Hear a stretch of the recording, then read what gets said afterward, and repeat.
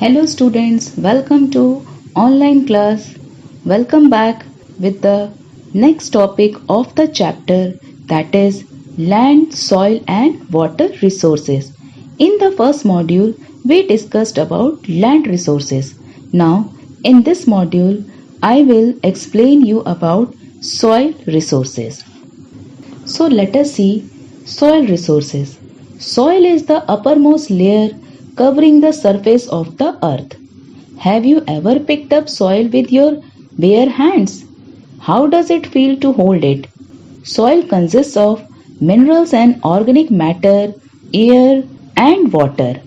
Minerals come from the weathering of rocks, while organic matter consists of biological plants and organisms, both living and dead.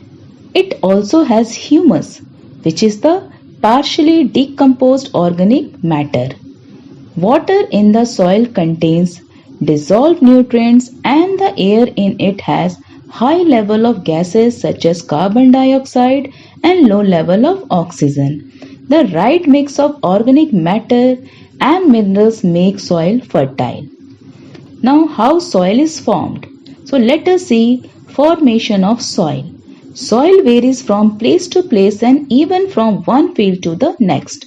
For example, the soil next to a river could have lots of nutrients, making it a productive area, while the soil on a plateau a little far away could be stony and unproductive. Why does soil vary so much from place to place? Several factors affect soil formation. Some of them are parent rock, climate, vegetable and time. So let us see one by one. Parent rock. The original rock from which soil is formed is called the parent rock. This determines the type of mineral, content, texture, color, chemical properties and permeability. For example, granite rocks will produce porous loamy soil structure while basaltic rock produces clay loamy texture. The next factor is climate. Climate is one of the most important factors affecting the formation of soil. Warm temperatures, steady and abundant water supply speed up the formation of soil. On the other hand, places with cold climate conditions like low temperatures and less precipitation slows down soil formation. Time.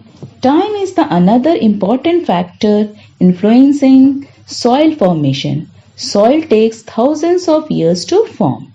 Some soils change color and also its properties over a time period. Topography. The topography or physical features also affect soil formation. The slope and steepness of the land influence the rate at which water flows into or off the soil. A lot of heat and moisture gets trapped in soil in the plains, thus making it richer and fertile. Hillsides may relatively have thinner soil because of erosion, wind and water. Now let us discuss the another topic, that is profile of the soil. There are several factors that affect the composition of soil. Its thickness, which is the basic property of soil, varies from a few centimeters to a few meters. Despite such variations, soil have nearly identical vertical structure, that is, it forms in horizontal layers. The uppermost layer of the soil is known as the topsoil. It is the first layer with a lot of humus. Immediately below is the subsoil that consists of uneven, coarse particle of rock and very little humus. Below the subsoil is the bedrock, which is hard, solid and tightly bound rock. The different layers of soil is known as soil profile. Now let us see soils of India. Soils in India have formed under hot and humid climate and from different types of parent rock. So the color of soils, their mineral composition, texture, structure and organic content vary from place to place. Broadly, 6 types of soils are found in India. Alluvial soil, It is very fertile soil formed by clay, silt and sand. This type of soil is found in the plains along the rivers Ganga and Brahmaputra and in the deltas of southern peninsula along the eastern coast. Black soil. This soil is found over lava deposits in the Deccan, in the parts of Maharashtra, western Madhya Pradesh, Gujarat and parts of Andhra Pradesh, Karnataka and Tamil Nadu. These soils are often called black cotton soil as this type of soil is suitable for growing cotton. Locally they are called regur. These soils can retain water and are rich in organic content. Red or yellow soil. Red soil and yellow soil have the same color as their name suggests. They get their color from huge concentration of iron oxide. They are found around the black soil zone in the western Ghats, eastern Madhya Pradesh and in the parts of Odisha, Andhra Pradesh and Tamil Nadu. These soils form over different rock types and cannot retain much moisture. One can find stunted forest and drought resistant crops growing abundantly on such soil types. Sandy desert soil. These are found in the dry and semi-dry areas of Rajasthan and parts of Gujarat. These soils are sandy to gravelly with low organic content and low nutrients. They vary in color from reddish to light brown. The soil has high soluble salts but is low on humus content. Sandy desert soil is not suitable for cultivating crops.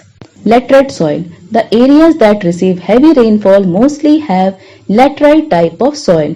It is also reddish in color but different from red soil in their mineral composition. Weathering plays a major role in the formation of these soils. These lumpy soils can be broken down easily when they are damp, but when they are dry, they turn hard as rock. These are locally known as pats in Chota Nagpur Plateau area. Mountain soil. These are found on the Himalayan mountains and vary from deep alluvium in valleys to highly gravelly soils based on altitude and vegetation. The soil surface of higher altitude frozen areas remain under snow. Many of the deltaic region are affected by tidal waves and currents where the soils are saline. Marshy tracts are usually found in these areas. Now let us see degradation of soil and conservation measures. Both human and natural factors led to degradation of soil erosion being the major factor. Now let us see the next topic, that is soil degradation. Soil gets constantly eroded by wind and water. These are natural processes of soil erosion. However, human activities are also damaging the quality of soil and consequently its productivity. Soil degradation occurs when soil loses its productivity due to loss of nutrients, organic matter and water retention capacity. How are humans degrading soils? Deforestation, agriculture, overgrazing, fuelwood gathering and establishment of industries are some of the major causes of soil degradation. So how we can conserve soil? So let us see the next topic, that is soil conservation. Soil is a precious resource and an important part of the ecosystem. If you have soil, you have life. Imagine a world with no soil. Besides supporting food and fiber and wildlife habitat, soils affect atmosphere and the world climate. It takes nearly 500 years to form soil, 1 centimeter thick. Soil conservation is the prevention of wasteful use of soils to conserve resources for the future. There are several ways in which soil degradation can be controlled. Basically, mulching is a protective layer spread on top of the soil. The materials used to create this layer can be both organic and inorganic. Now the next one is the contour farming. Under contour farming, there are two methods, that is contour barriers and contour plowing. Contour barriers. They help in reducing soil erosion and hence store more water in soil for agricultural benefit. Barriers can be made of stones, crop stalks, and leaves or earth mounds. Contour plowing. It is a farming practice of plowing across the slope along its contours. This helps in slowing down of running water, allowing water to percolate into the soil. The next method is intercropping. This is a method of growing two or more crops on the same land in the same growing season. Generally, one is a fast growing crop while the other takes longer to mature. Terrace farming. This method of farming involves growing crops on the sides of hills and mountains on broad step-like formation. It also helps prevent or reduce the runoff rainwater and carrying of soil with it. Crop rotation. When we grow two or more crops, one after the another in a regular sequence on the same land, this method of farming is called crop rotation. This controls insects and diseases and also helps to conserve soil nutrients. Drip irrigation. It is the slow release of water to each plant to conserve water and prevent soil runoff with too much of water. The next one is shelter belts or windbreaks. These act as barriers against fast blowing winds. It is usually made up of one or more rows of trees or shrubs planted to provide shelter from wind and prevent soil erosion. Children, do you know just 1 gram of soil contains thousands of different species of bacteria? Scientists have found more than 10,000 types of soil in the world. So children, this was all about soil resources. Now the next topic, that is water resources, you will see in the next module. Children, read the chapter and understand the concept. Till then, stay home, stay safe, stay happy.